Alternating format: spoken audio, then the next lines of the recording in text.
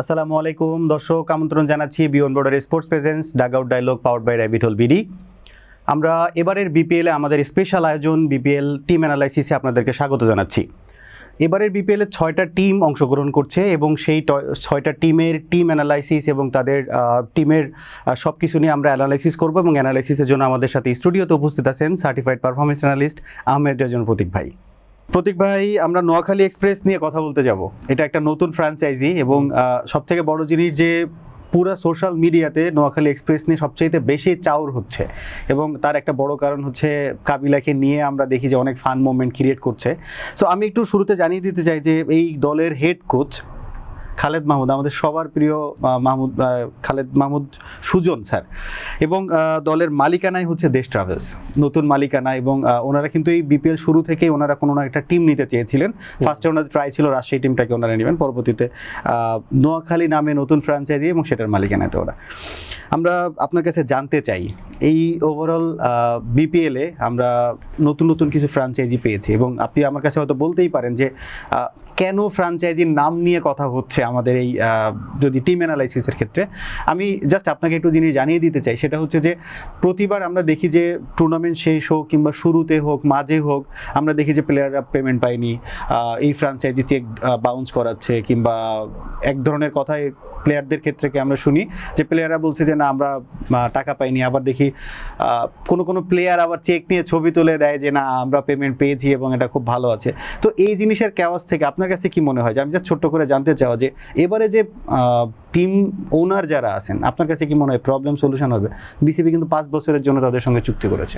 এখন বিষয়টা হচ্ছে যে দেখেন, যেই ওনারদেরকে নিয়ে ইস্যুস হয়েছিল, তাদের প্যারেন্টিং কোম্পানি যেটা, ওটার অপারেশনাল ইস্যুসও কিন্তু আপনি ওরকম দেখতে পারবেন কম বেশি।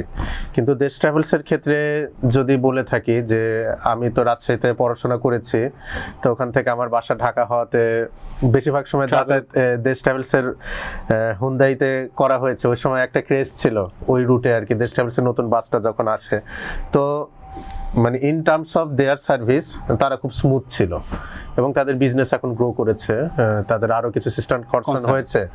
তো সেই পয়েন্ট অফ ভিউ থেকে দেখলে হয়তো খুব একটা বেশি দুর্ঘটনা ঘটবে না। এবং তারা কিন্তু আসলে শুরুতে চেয়েছিল রাজশাহী টিমের ওনারশিপটা পেতে, এটা হলে তারা হয়তো আরো খুশি হতো, নিজের এলাকার হয়ে প্রতিনিধিত্ব করতে পারতো। এবং রাজশাহী টিম না পাওয়ার পরও তারা যেহেতু পারসিস্ট করেছে বিপিএল টিম নেওয়ার জন্য এবং 5 বছরের জন্য যেহেতু চুক্তিবদ্ধ হয়েছে, এখান থেকে ক্রিকেটের প্রতি প্যাশনটা তাদের দেখা যাচ্ছে। এবং আমার মনে হয় যে নতুন মালিকানা যেহেতু তারা পেয়েছে, বিপিএল এর নতুন অধ্যায়েরও সূচনা হবে, সেটা হচ্ছে প্লেয়ারদের নিয়মিত পারিশ্রমিক পাওয়া। অবশ্যই এটা কোনো টুর্নামেন্টের সৌন্দর্যের একটা বড় অংশ কিন্তু প্লেয়াররা পারিশ্রমিক পায়। এবং আমরা সেই শুরুর বিপিএল থেকে এখনো পর্যন্ত যে জিনিসটা দেখে আসছি, যে সিজন শেষ হওয়ার পরে সিজন শুরু হওয়ার সময় অনেক প্লেয়ার রেজ করেন যে আমি গতবারের বিপিএল এর টাকা এখনো পাইনি, এবং বিসিবি অনেক সময় থাকে না, বিসিবি তাদের ফান্ডের থেকে অনেক সময় পেমেন্টগুলো ক্লিয়ার করে থাকে। তো আমার কাছে যেটা মনে হয় যে আমার সামর্থ্য অনুযায়ী আমি যেটা পারি সেভাবেই টিম গুছাই, সৌন্দর্যটা আমরা অন্তত রক্ষা করি। এটা অন্তত মানে আমার কাছে যেটা মনে হয় যে প্লেয়ারদের এই জায়গাটা এনশিওর করাটা সবার আগে জরুরি, কারণ না হলে প্লেয়ার তার পারফরমেন্স দিতে পারবে না। আমরা টিমের ব্যাপারে আসতে চাই, আপনার কাছে জানতে চাওয়া যে এই যে ওভারঅল যে টিম, সেক্ষেত্রে কি ফ্যাক্টর কাদেরকে চিন্তা করছেন? আমরা এই টিমে কিছু নাম আপনাকে একটু বলি, সেটা হচ্ছে যে জনসন চার্লস আছেন ফরেন রিক্রুট, কুশল মেন্ডিস আছেন, ইসানুল্লাহ খান আছেন, হায়দার আলী আছেন, এবং রিসেন্টলি মোহাম্মদ নবীকেও তারা রিক্রুট করেছেন। এছাড়া যদি লোকাল রিক্রুটের কথা বলি সেক্ষেত্রে সৌম্য সরকার এবং হাবিবুর রহমান সোহান আছেন, অঙ্কন আছেন, শাহাদাত হোসেন দীপু আছেন। ব্যালেন্স অর ইমব্যালেন্স মনে হয়েছে আপনার কাছে? একটু পার্ট বাই পার্ট যদি আমি আলোচনা আসি, শুরুতে আমি ব্যাটারদের ক্ষেত্রে যদি কথা বলি, তাহলে হাবিবুর রহমান সোহান এবং সৌম্য সরকার তারা হয়তো ওপেনিং করবেন আর কি। সেই ক্ষেত্রে কুশল মেন্ডিসকে আমরা নাম্বার 3-তে দেখতে পারবো। তাহলে টপ অর্ডারটা কিন্তু বেশ ভারসাম্যপূর্ণ এবং তারা আক্রমণাত্মক ব্যাটিং করে অভ্যস্ত। জনসন চার্লসের স্কোয়াডে জায়গা পাওয়া নিয়ে আমার কিছুটা সন্দেহ রয়েছে, কজ উনিও একজন ওপেনার, কিন্তু আমার মনে হয় না যে নোয়াখালী টিম ম্যানেজমেন্ট এই 3 জনকে ছাপিয়ে জনসন চার্লসকে মেইন মানে টিমে ইনক্লুড করবে। সেক্ষেত্রে হয়তো শুরুর দিকে জনসন চার্লসকে লাইনে বসে থাকতে হলেও হতে পারে। এবং এবারকার একটা ভালো দিক কি যে আইএল টি20টা কিন্তু আগে হয়ে যাচ্ছে। প্রতিবার লাস্ট 2-3 বার দেখেছি আমরা যে আইএল সেম টাইমে দুইটা টুর্নামেন্ট মার্চ হতো বিপিএল এর সাথে একই সময় অনুষ্ঠিত হতো, সেক্ষেত্রে Player available কোয়ালিটি থাকতো। আমরা ফরেন রিক্রুট পেতাম না। তো যেহেতু এটা আগে হয়ে যাচ্ছে, মোহাম্মদ নাবি দুবাই ক্যাপিটালসের হয়ে খেলছেন IL-T20-তে, তাহলে ওনাকে হয়তো নোয়াখালী এক্সপ্রেস ফুল টাইম পেতে যাচ্ছে। সেই ক্ষেত্রে একটা এক্স ফ্যাক্টর হতে যাচ্ছে নোয়াখালী এক্সপ্রেস লাইন আপের জন্য মোহাম্মদ নাবি, কজ তাদের আমরা ইনিশিয়াল যে স্কোয়াডটা পেয়েছিলাম সেখানে কোয়ালিটি স্পিন বোলারের অভাব ছিল। একমাত্র নাজমুল ইসলাম অপু ছাড়া আমরা কাউকে কোয়ালিটি স্পিনার হিসেবে দেখতে পাচ্ছিলাম না, এবং নাজমুল ইসলাম অপুর নিজের পারফরমেন্সও খুব একটা সন্তুষ্টজনক ছিল না। পারফরম্যান্স যেটা হ্যাঁ, তাহলে সেই ক্ষেত্রে মোহাম্মদ নাবি এবং আফগান চায়নাম্যান জাহির খান রয়েছেন। সো স্পিনারদের বা কোয়ালিটি স্পিনারদের যে অভাবটা রয়েছে সেটা অনেকাংশে পূরণ হয়ে যাচ্ছে এই জায়গা থেকে। এখন যদি মিডল অর্ডার ব্যাটারদের ক্ষেত্রে আসি, সেই ক্ষেত্রে জাকির আলী অনিক, Mahidul Islam Ankon, Shahadat Hossain Dipu along with Haider Ali from Pakistan, এই চারজন হচ্ছে প্রপার মিডল অর্ডার ব্যাটার হিসেবে স্কোয়াডে রয়েছেন। দীপুকে তো আমরা ওপেনিং এ দেখি সচরাচর, না, উনি মিডল অর্ডারই ব্যাট করে থাকেন। লাস্ট টাইম উনি ঢাকা ক্যাপিটালসে খেলেছেন এবং একটা দুটো ইনিংস খুব ভালো খেলেছেন, এবং শাহাদাত হোসেন দীপুর বিষয়টি উনি কোয়ালিটি পেস বোলিংটা খুব ভালো খেলে থাকেন। তো এমন যদি ঘটনা ঘটে যে আর্লি একটা বা দুটো উইকেট পড়ে গিয়েছে, আমি সেই ক্ষেত্রে শাহাদাত হোসেন দীপুকে স্কোয়াডে অবশ্যই দেখতে চাইবো, কারণ নতুন বল মানে খেলার সক্ষমতা উনি রাখেন, সুইংটা উনি খুব ভালো জাজ করতে পারেন।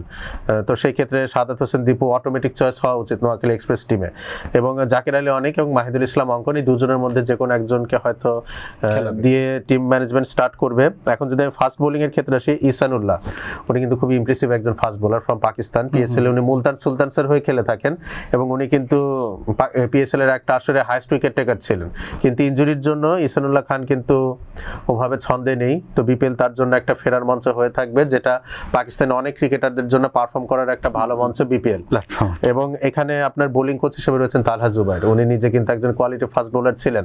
তাহলে আপনি এখন এই স্কোয়াডটা দেখেন, আপনার হাসান মাহমুদ রয়েছেন, রেজাউর রহমান রাজা রয়েছেন, মুশফিক হাসান রয়েছেন এবং ইসানুল্লাহ খান রয়েছেন। তারা চারজনই ডান হাতে ফাস্ট বোলার, এবং তালহা জুবাইরও ডান হাতে ফাস্ট বোলার ছিলেন।